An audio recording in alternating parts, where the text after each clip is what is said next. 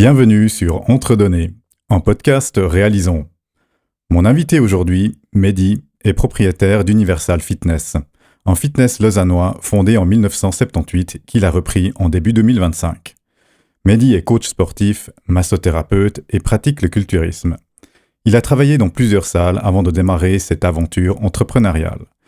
Et il est en train de transformer ce club en un univers à part, un centre de sport, de massothérapie et de physiothérapie hors du temps, baigné dans le cosmos où chacun vient devenir, comme il le dit, sa propre légende. On va revenir sur ce que c'est reprendre une activité historique et y inscrire une vision aussi personnelle. Un projet, une activité, 1000 questions, des doutes, des choix, des sacrifices, des remises en question. Et toi ? Entre-Données, un podcast qui donne aux personnes qui construisent. Témoignages, analyses, retours d'expérience pour construire avec plus de clarté. Bonjour Mehdi, bienvenue sur Entre-Données. Hello Yann, merci beaucoup. Je suis client du club depuis avant ta reprise et depuis le début, j'ai pu suivre la transition aussi dans le cadre de Réalisons. Mais cet épisode, il est centré sur toi, sur ton parcours et sur ton histoire avec Universal Fitness. Mehdi, qu'est-ce qui t'a fait dire que c'est le moment de partir dans cette aventure ? Je pense que toute personne qui travaille dans le fitness a toujours rêvé d'avoir sa propre salle et de faire les choses à sa manière. C'est vrai que avoir une salle de sport, c'est pas forcément facile.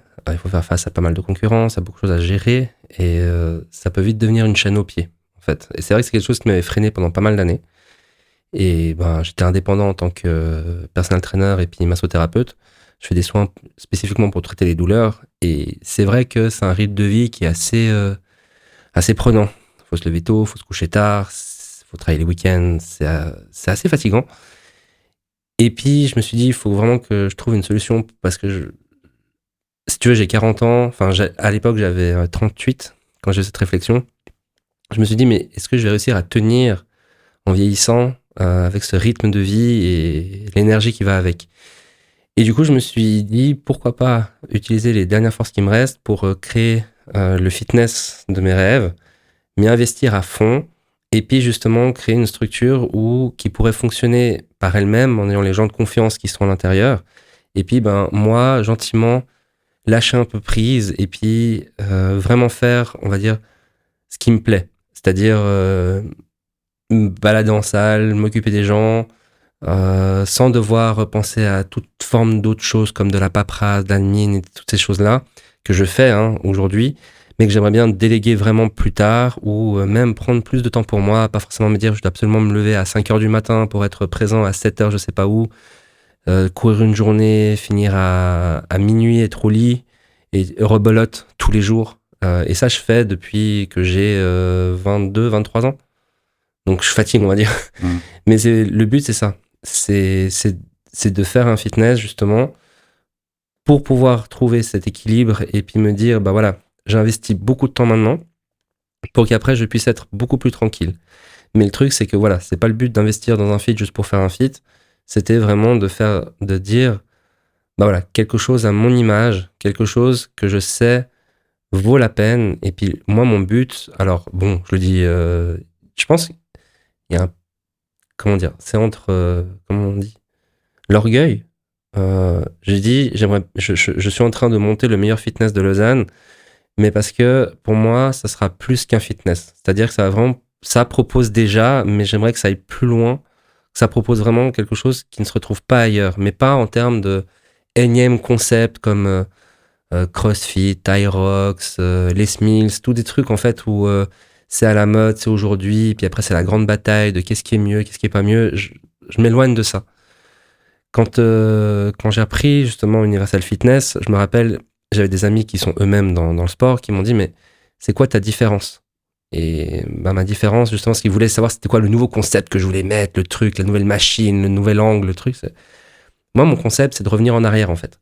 Moi, mon concept, c'est juste qu'on s'occupe des gens. C'est tout. C'est ça le concept. C'est, voilà. T'as Yann, il débarque, on sait qui il est, on sait c'est quoi son travail, on sait avec qui il est marié, s'il a des enfants. Enfin, on connaît sa vie, en fait. Pareil, si t'as X ou Y problèmes de santé, ben, on les connaît. On sait comment on doit travailler avec toi, comment on doit t'entraîner, comment on doit te faire récupérer. Pour moi, c'est ça, en fait, la base du fitness. Et c'est ça qui m'a plu avec Universal Fitness quand, justement, quand je cherchais à ouvrir ou reprendre une salle, parce que les deux options étaient possibles. Donc vraiment les deux options, que ce soit ouvrir vraiment partir de zéro ou reprendre quelque chose d'existant.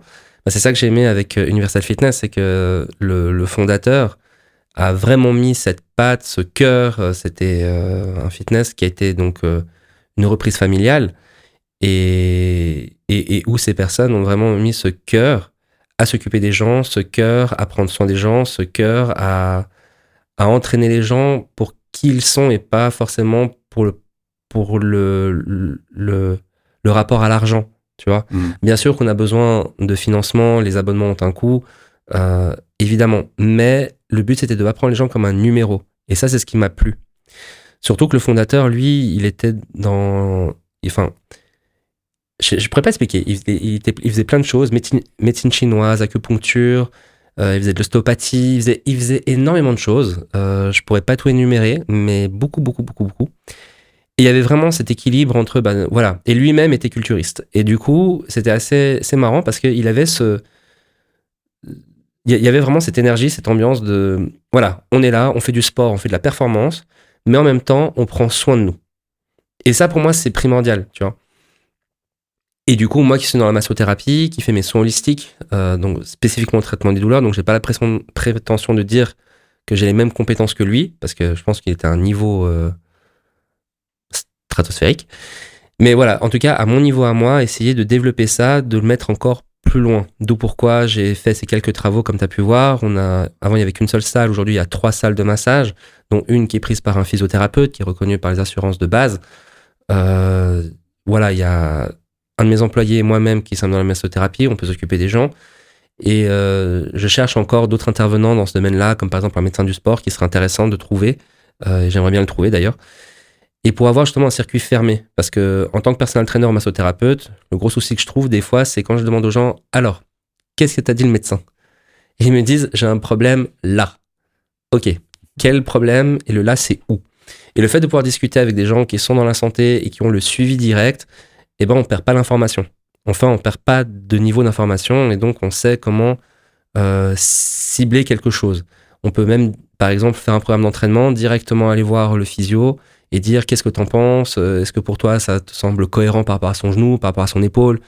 Et pour moi, c'est ça qui rentre en mesure. Mais ça n'empêche pas, en fait, d'avoir un fitness où t'as des gens qui poussent. Typiquement, tu viens à la salle, tu le sais très bien, toi-même, tu t'entraînes. Quand tu viens t'entraîner, t'es pas en mode genre téléphone sur elliptique à scroller le temps que passe. Non, tu es là, tu t'entraînes, tu travailles ton corps, tu sues, tu t'épuises, mais en même temps, tu te recharges parce que, in fine, tu as fait ta séance de sport, tu te sens bien, ton corps se transforme, ton corps évolue, ton corps avance. Et ça, pour moi, c'est important. Parce que la performance, en fait, ça a plusieurs formes. La performance, c'est... t'as autant le culturiste qui veut prendre du muscle, t'as autant l'athlète qui veut courir plus vite ou plus longtemps, t'as le danseur qui veut travailler son gainage à fond parce que ses exercices d'équilibre en sauté ou en carpé, ce que tu veux, voilà, machin. Mais la performance, c'est aussi à d'autres niveaux. Typiquement, des personnes qui ont, je te dis un exemple, mais soit une obésité, mais vraiment très forte, soit qui ont eu des accidents de vie et ils sont un peu éclopés de tous les côtés. Et puis du coup, bouger, c'est handicapant en fait. Le fait de passer au-delà de cet handicap, de passer au-delà et d'aller de mieux en mieux, de plus en plus loin, typiquement des trucs tout cons, mais on a un client, lui, il est hémiplégique. Ça veut dire qu'il a une partie du corps qui s'est mal développée lors du développement embryonnaire. Et donc, il a une mauvaise mobilité au niveau articulaire, au niveau coude, poignet, main, doigt. Il est arrivé en étant persuadé qu'il était incapable de rien. Puis aujourd'hui, avec entre autres Sergio, un de mes employés, qui l'a bien guidé, et le gars, il te fait des pompes, des tractions, des dips, des trucs qu'il ne pensait pas parce qu'en fait, l'attraper, c'était compliqué. Et là, il y arrive, tu vois. Donc, pour moi, c'est ça la performance. C'est que tu peux partir de n'importe où et te dire, je vais y arriver. J'ai encore un exemple, c'est Bernard, incroyable. Ce mec, bon, il est décédé dernièrement, c'était à Noël dernier, il était vieux, hein. Mais ce mec, il était génial, parce qu'en fait, si tu veux, il a survécu, je crois, à 2 ou 3 cancers. Il a eu une mise en coma suite à une pneumonie. Il a fait je sais pas combien de chutes. Et le mec, il était toujours en vie. Il était en forme, il avait pas de canne. Dans sa tête, il était clair, il était bien. Il était frais comme la rose. Et le jour où il s'éteint, c'était pas à cause d'une maladie, quoi. C'est juste parce que le temps était venu, dans le sommeil, tranquille. Et t'es là, c'est génial. Et le diagnostic, bah voilà, c'est pas à cause d'un cancer, c'était pas à cause d'une merde, tu vois. Mhm. Et en fait, il était bien, il était en forme. Et ça, c'est de la performance. Tu vois? Ouais, c'est une histoire incroyable, complètement. Tu as beaucoup parlé déjà de ta vision du concept, on comprend mieux ce que c'est Universal Fitness, et puis je vais revenir sur la vision un peu plus en détail, parce que je pense qu'il y a encore plein de choses qui méritent d'être racontées. J'ai envie juste de revenir sur le fait que tu es indépendant depuis très longtemps, que ce chemin-là, tu l'as choisi. Si tu y es toujours aujourd'hui, c'est qui t'a convenu, mais tu es arrivé à un moment donné où tu l'as dit, hein, qu'il fallait un changement. Et là, tu as repris une institution, enfin un centre, avec un autre rôle, une autre casquette, et avec ces casquettes qui sont en train de se changer. Qu'est-ce qui a changé concrètement aujourd'hui par rapport à ce statut plus indépendant au sens je vais à gauche à droite, je fais mes services, à, on va dire, patron d'un établissement? C'est peut-être bête ce que je vais dire, mais c'est comme si... bon, en fait, faut bien comprendre, j'ai pas d'enfant. C'est pas faute d'avoir essayé. La vie a décidé que ça allait pas se faire. Bon, c'est comme ça. Mais c'est comme si j'avais une espèce de paternité qui s'était développée. C'est con, mais mes employés, c'est mes enfants. Et en gros, si tu veux, j'ai à cœur de voir leur réussite, j'ai à cœur de voir... et pas que mes employés, aussi les clients. Peut-être un peu moins fort avec les clients parce que ça reste des clients. Mais il y a quand même cette volonté que chacun réussisse. Et cette volonté de dire être présent. Et j'ai vraiment ce souci de dire, je suis derrière vous et je veux faire de mon mieux pour vous accompagner. Et typiquement, avec mes employés, c'est ça. C'est que chacun dans leur force ou leurs doutes ou leurs faiblesses ou leurs peurs ou leurs envies, j'ai envie d'être derrière et de pousser. Et voilà, alors je dis pas que c'est facile tous les jours parce que moi je dois aussi faire un travail de dire c'est pas mes enfants pour de vrai, mais il y a quand même cette volonté de les voir réussir. J'ai envie d'être fier d'eux. Et c'est vrai que ça, c'est un truc, tu vois, par exemple, comme en ce moment, tu vois, je débute, c'est sûr que financièrement, c'est pas la grande fiesta. Donc, il faut travailler beaucoup plus de moi-même pour les payer. Et typiquement, ce que je pouvais gagner à l'époque en tant que solo, c'était pour moi, c'était chouette, c'était cool. Là, aujourd'hui, ce que je gagne techniquement pour moi, c'est pour eux, en fait. Et en soi, je me prive beaucoup, mais quand je les vois qu'ils sont performants en salle, ils sont souriants, ils sont présents, ils font ce que je leur demande, et surtout, ils évoluent, et je vois à quel point ils évoluent, tu vois, moi, ça me fait plaisir. Quand je les vois qu'ils ont 1 ou 2 clients de plus en personal training ou en massage, et que ils en sont contents, en fait, moi, ça me rend heureux. C'est tout con. C'est ça. C'est stupide, mais pour moi, si eux, ils sont heureux, je suis heureux. Et voilà, parce que des fois, on me pose la question comment je fais pour... Déjà, plusieurs fois, ils m'ont dit comment je fais pour... Ils se posent la question de comment je fais pour tenir, parce que j'ai un rythme de malade, faut pas croire. C'est limite du 7 jours sur 7, du 5h minuit, comme je disais tout à l'heure. Là, je me suis quand même imposé de me réveiller à 7h. C'est un grand changement. Mais ils me demandent, et je sais pas, j'ai grandi avec ce truc de tant que t'es pas mort, tu peux avancer. Et je dis pas que j'ai pas des faiblesses. Sergio m'a vu pleurer plusieurs fois. Le pauvre. Ah là là, j'ai pleuré beaucoup de fois. Je me suis beaucoup plaint, mais ce qui est sûr, c'est que tant que je respire, j'avance. Même en rampant, j'avance. Mais le fait de les voir heureux, de savoir que je peux les payer et savoir que eux, ils sont bien dans leur vie, ça me motive à pas lâcher en fait. C'est tout con. Donc c'est un peu ma vision du monde. C'est comment je vois le truc. Ouais, très très louable, j'ai envie de dire. Disons, il y a toi, bien entendu, on doit tous regarder sur toi, mais on voit qu'il y a cette envie de veiller aussi que ça se passe bien pour les autres. Et puis, je pense que c'est pas quelque chose d'évident, j'ai envie de dire, aujourd'hui, dans la société dans laquelle on vit. Donc, Donc, je trouve vraiment génial. Après, oui, c'est comme, comme dans l'entrepreneuriat en général, j'ai envie de dire beaucoup d'heures, d'énergie, mais en même temps, c'est une passion. Je pense que sinon on le ferait pas. Maintenant, j'ai envie de revenir sur ta vision.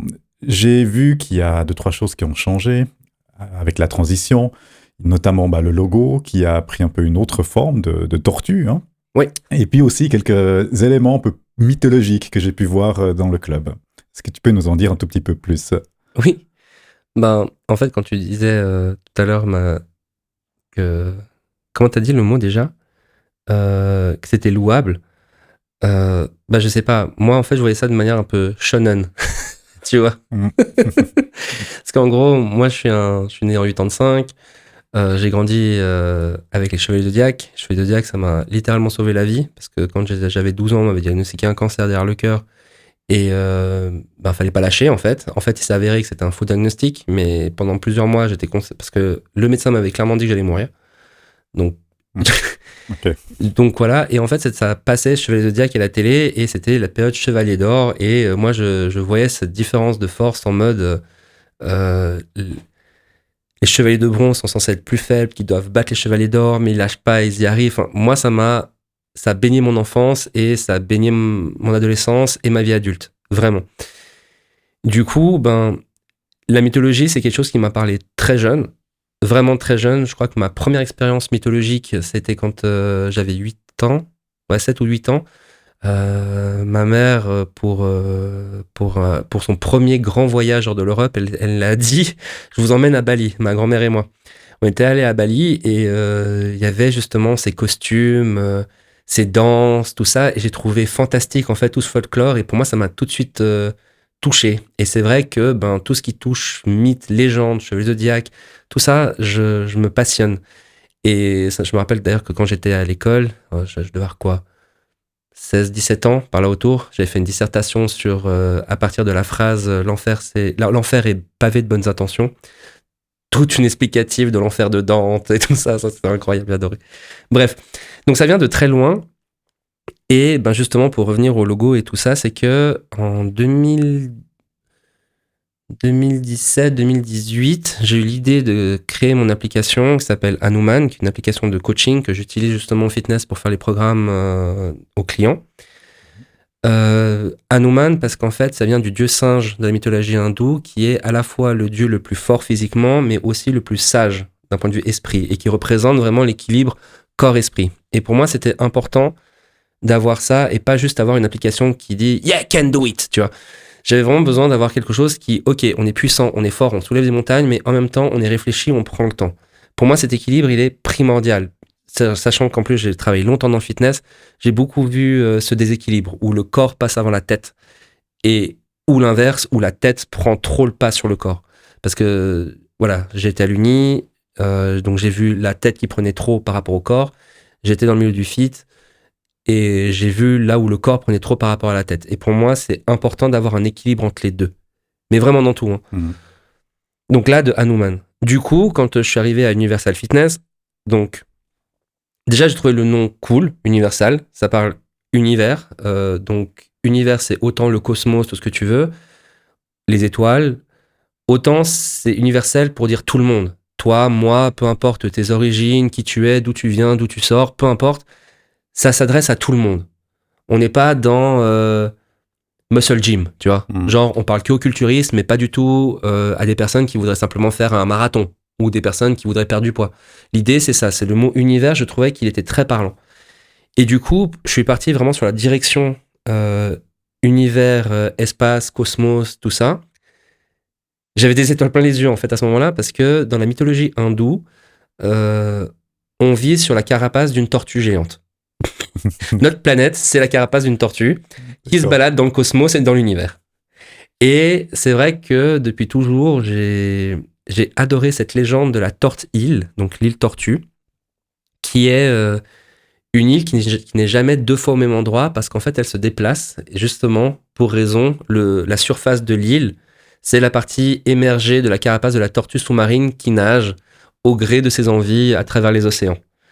Donc voilà, c'est beaucoup de références entre moi enfant, moi adolescent, moi adulte, enfin jeune adulte, adulte. Et c'est toutes ces choses qui se recoupent et j'ai l'impression qu'il y a une réunification de choses qui se fait à ce moment-là. Et d'ailleurs, tu vois, les casiers sont toutes basés sur les constellations dans le ciel, même les tarifs, tu vois. Je veux dire, le tarif mensuel, c'est 88 francs. Pourquoi ? Parce qu'on a 88 constellations dans le ciel. Donc tout est basé, tout est pensé. La carte de 10 entrées, elle est à 108 francs pour les 108 coups de cloche au Japon. Tu sais, quand tu frappes, même dans certaines... Enfin bref. Si tu veux, tout est symbolique, tout est symbolisé. Tu vois, la salle de posing que je viens de créer, donc toute noire, la lumière au plafond, elle a un variateur. Et en fait, elle a une télécommande. Et en fait, ces lumières, j'en ai plusieurs dans la salle, et elles ont toutes la même télécommande, il fallait les différencier. Et au lieu de les appeler 1, 2, 3, je leur ai donné des noms de planètes. Donc, celle du fond de la salle de posing, elle s'appelle Pluton, parce qu'elle est la plus éloignée de la réception, de l'entrée. Enfin, c'est vraiment la salle, vraiment au fond du fond. Et Pluton, dans la mythologie romaine, c'est le nom pour Hadès, dieu des enfers, en mythologie grecque.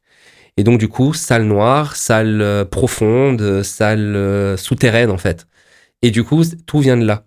D'ailleurs, la réception, quand tu rentres, le vestibule d'entrée, la lumière, c'est Vénus. Et là où il y a les employés, c'est Mars.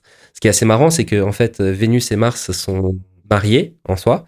Et c'est assez marrant parce que c'est un hasard qui est tombé, mais ça se retrouve super bien. Alors pour le moment, la déco, elle n'est pas totalement comme j'aimerais être, en tout cas au niveau de la réception. C'est quelque chose qui est amené à changer, à évoluer. Mais l'idée, c'est ça, c'est de retrouver du Vénus et du Mars à l'intérieur de la réception.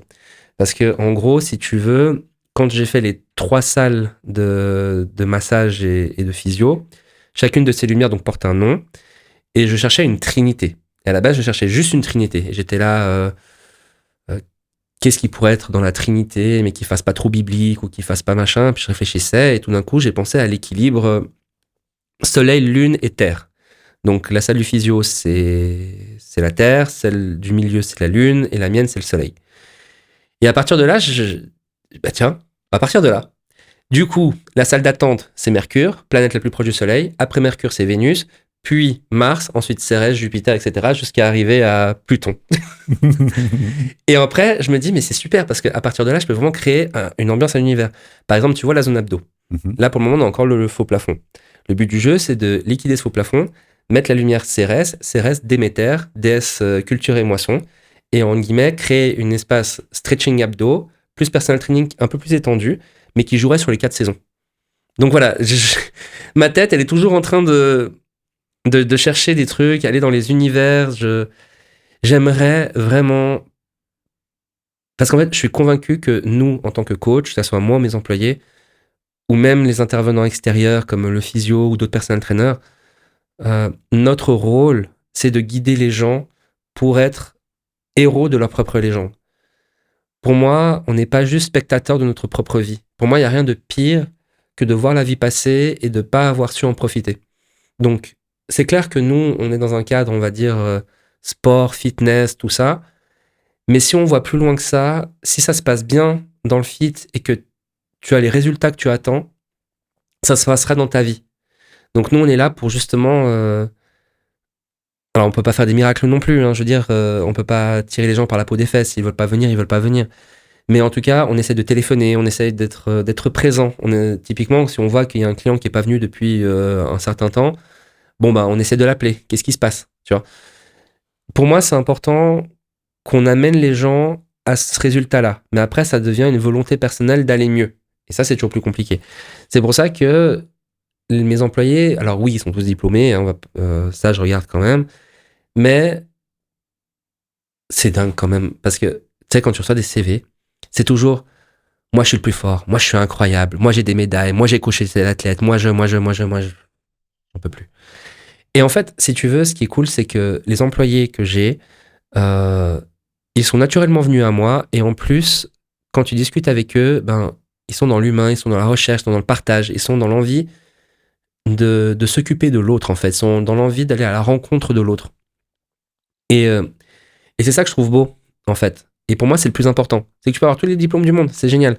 Mais derrière, si t'es pas capable de discuter avec Martine, 63 ans, ça m'apporte rien, en fait. Ouais, on en revient à l'aspect humain au-delà C'est ça. du sport lui-même. Et donc, ça rejoint totalement, je trouve, ce que tu disais avant. J'étais en train de planer comme tu racontais, ton univers. Je trouve ça super. Et c'est vrai qu'on voit ces éléments, ces signes. Et puis, ben, t'as commencé à transformer, enfin, t'as transformé pas mal de choses. Hein. Enfin, rien que l'entrée, là, j'ai vu que tout avait complètement changé. Comment tu décides ou comment tu dis, OK, ça je garde des plus de 45 ans passés et qu'est-ce que je transforme? Alors, il- déjà, il n'y a pas grand-chose à jeter, dans le sens où ça a été très bien fait avant. Donc, et comme je t'ai dit, la manière dont cet endroit a été construit, c'était vraiment dans le but de s'occuper de l'autre. Donc pour moi, à partir de là, c'est pas des choses que je veux vraiment éliminer. Moi, c'est plutôt des choses que je veux sublimer. Tu vois, on essaie de prendre la petite flamme qu'il y a et maintenant on va essayer d'en faire un grand feu. Et l'idée, c'est ça. Et après, il faut réfléchir. Tu vois, typiquement, il y a par exemple un besoin de ravalement de façade dans les vestiaires, typiquement les casiers, tout ça, machin. Mais après, il faut aussi réfléchir d'un point de vue, c'est comment dire, mais il faut quand même réfléchir d'un point de vue business. Parce que l'argent, c'est le nerf de la guerre, et s'il n'y a pas d'argent qui rentre, c'est compliqué de faire les travaux nécessaires. Et en fait, je me suis dit, refaire les vestiaires, c'est bien, mais la première des choses, c'est que c'est la première idée qui te vient en tête. Première chose qu'on fait, ok, on fait les vestiaires. Soit. Une fois que tu as fait les vestiaires, qu'est-ce qui se passe? Je suis toujours embêté parce qu'on n'a qu'une seule salle de massage, on est 3 à devoir l'utiliser. C'est également le bureau du directeur, ce qui veut dire que je peux pas aller faire un entretien ou simplement faire ma paperasse parce qu'il y a X ou Y qui est en train de se faire masser. Donc en termes de logistique, c'est pas top. Donc la priorité, c'était de se dire, on va faire déjà une entrée plus ouverte. Tu te rappelles, avant tout était fermé, tout était bloqué. J'aimais pas ce côté bocal en fait. Du coup, j'ai préféré ouvrir, aérer, faire en sorte que ça soit lumineux et respirable pour tout le monde, et en même temps avoir 3 salles pour justement permettre à chacun de pouvoir travailler sans marcher sur l'autre, et puis avoir le temps justement d'échanger, de bouger. Et pour moi, c'est ça qui est top, parce que du coup, grâce à ça, ça permet déjà de faire connaître Adrien, notre physio, qui a débuté en février maintenant, donc ça fait quoi? Ouais, ça fait 3 mois et demi qu'il a commencé. Et du coup, moi, c'est ça qui m'importe, c'est que grâce à ça, ça apporte une clientèle qui commence à découvrir le fit, et du bouche à oreille, ça commence à se faire parler. Et tu vois, ça, pour moi, ça a plus d'impact. Du coup, je réfléchis, je me dis maintenant, qu'est-ce qui serait intéressant? On avait cette salle dans le fond qui était un dépotoir, tout simplement. On a dû quand même vider pas mal de choses de 45 années de plus de 45 ans d'existence. Et du coup, la salle était vide et il y avait la grande question de qu'est-ce qu'on peut mettre ici. On a eu tout. Hein. On a faire une salle abdos, on peut faire un truc de powerlifting où tu peux soulever des. On a eu plein d'idées de ce qu'on pourrait faire. Mais après, je pars du principe où j'aimerais quand même répondre à un besoin. Et c'est vrai que sur Lausanne, il y a très très peu d'endroits où tu as une salle de posing. Pour les personnes qui sont dans le culturisme et tout ça, un sport qui est incroyable au demeurant, qui est même au-delà d'un sport. Je sais que c'est quelque chose qui est très critiqué. Les gens parlent beaucoup, oui, nanana, c'est des tricheurs, ils se dopent, patati patata. Bref, jusqu'à preuve du contraire, pour moi, tous les sportifs de haut niveau, Jeux Olympiques, Coupe du Monde et compagnie le sont. Donc, la seule différence avec les culturistes, c'est que ça se voit physiquement. Voilà, mais je veux dire, un footballeur, il est tout autant dopé, mais d'une autre manière, mais par rapport à ses poumons. Et ça se voit pas. Bref, parenthèse clos. Ce que je veux dire par là, c'est que pour moi, ça reste un sport qui est très méconnu et qui mérite à être connu. Parce que c'est pas un sport, c'est comme le yoga, c'est une hygiène de vie. Pour moi, le bodybuilding et le yoga, c'est la même chose. C'est toujours comme je te disais, le corps, la tête. Le bodybuilding, c'est la forge du muscle, et le yoga, c'est la détente du muscle. Et pour moi, les deux vont ensemble. Pour moi, un culturiste, il faut qu'il soit souple. Et un yogiste, il faut qu'il soit fort. Pour moi, ça va ensemble. Tu vois? Tout ça pour dire que... Merde, je me suis perdu. Ça m'arrive souvent, ça. On disait de qu'est-ce qu'on change, qu'est-ce qu'on Oui, garde. justement. Et voilà, par rapport au bodybuilding, j'aimerais mettre ce sport beaucoup plus en avant. Et du coup, le besoin, c'était d'avoir une salle où les culturistes peuvent aller travailler leur posing, c'est-à-dire enlever leur t-shirt, être en caleçon et pouvoir poser déjà sans perturber personne, parce que c'est vrai que beaucoup de gens se sentent incommodés de voir des gens se mettre tout d'un coup à poil au milieu de la salle pour regarder dans le miroir. Ils pensent que c'est de la vanité, alors que ça n'en est pas, parce que c'est simplement comment exposer son corps pour voir le travail, le résultat. Ce n'est pas de la vanité en soi.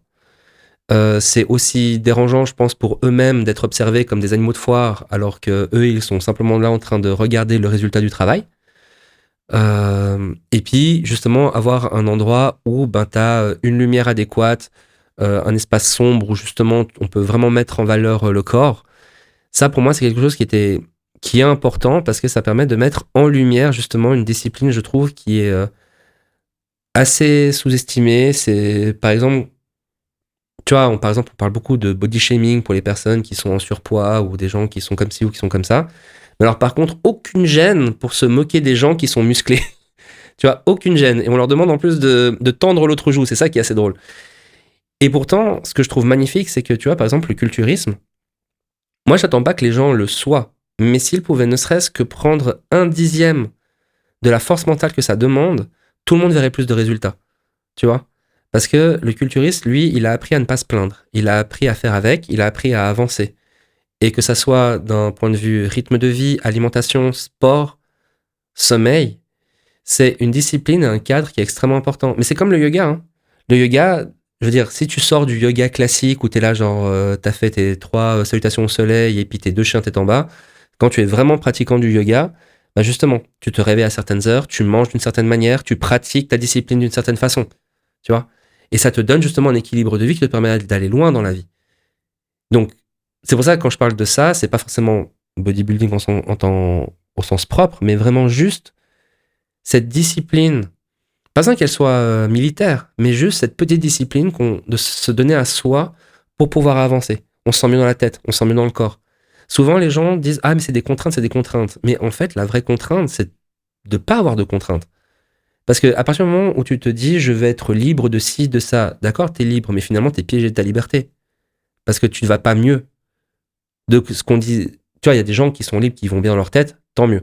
Il y en a plein qui sont en mode non mais je veux pas, nanana, ça me prive, mais en attendant, c'est eux qui viennent pour des problèmes de poids, c'est eux qui viennent pour des problèmes de santé, c'est eux qui viennent pour des problèmes de dépression, c'est eux qui viennent pour XY problèmes. Mais quand tu leur commences à leur parler de discipline, c'est la discipline qui devient le problème. Et c'est ça où je trouve triste en fait. Et c'est ça mon rôle, ou du moins le rôle que j'aimerais que nous portions à Universal Fitness, c'est d'amener les gens à aller progressivement. C'est pas le fait de donner une baffe en pleine gueule en disant, tu fais comme ça. Non. Le but, c'est de prendre vraiment, comme je disais tout à l'heure, univers, n'importe qui il est, de la base qu'il a, prendre en considération qui est cette personne pour l'emmener gentiment vers quelque chose qui va l'aider. Tu vois ? Je prends un exemple tout simple. J'ai formé beaucoup de jeunes dans ce métier. Et souvent, je prends souvent ce sujet-là quand on arrive au sujet de l'alimentation, faire une diète. Comment est-ce qu'on fait une diète à quelqu'un ? Je pars du principe où avant de commencer à lui dire qu'il faut manger X grammes de riz et X grammes de carottes, renseigne-toi déjà sur sa qualité de vie. Est-ce cette personne, est-ce que c'est un homme ? Est-ce que c'est une femme ? Est-ce qu'il ou elle est marié ? Est-ce qu'il ou elle a des enfants ? Est-ce qu'il ou elle est célibataire ? Est-ce qu'il ou elle travaille de telle heure à telle heure ? Tu vois ? Le truc, c'est que renseigne-toi d'abord sur quels sont ses impératifs de vie, quelles sont ses conditions de vie.